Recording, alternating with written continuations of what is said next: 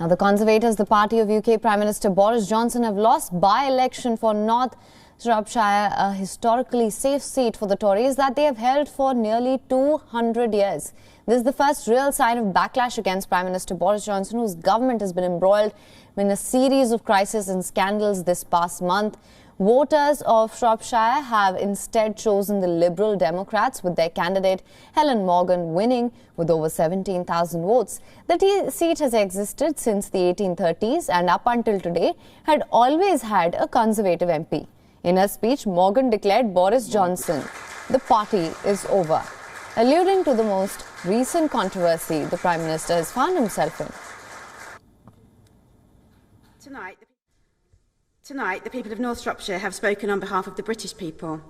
They've said loudly and clearly, Boris Johnson, the party is over.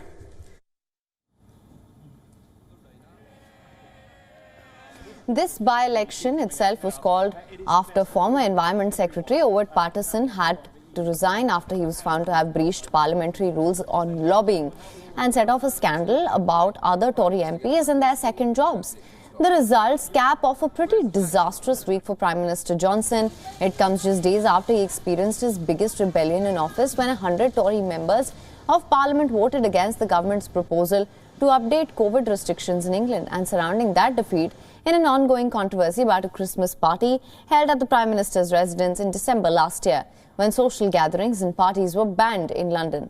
This loss is the first definitive sign that the British people are fed up with Johnson, not only over the scandals but also the government's handling of the pandemic. Now, just on Thursday, the UK set another grim record, reporting over 88,000 new cases. That is a 31.4% rise from last week.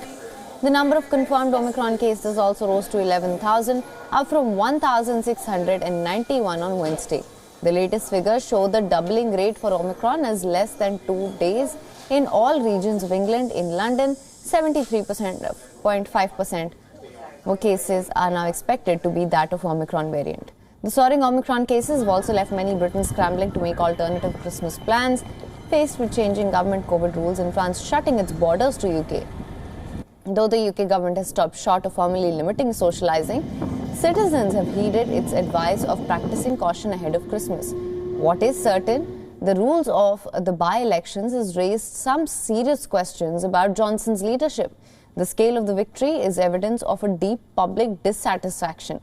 The question which arises here is, will the Prime Minister be able to survive this latest blow?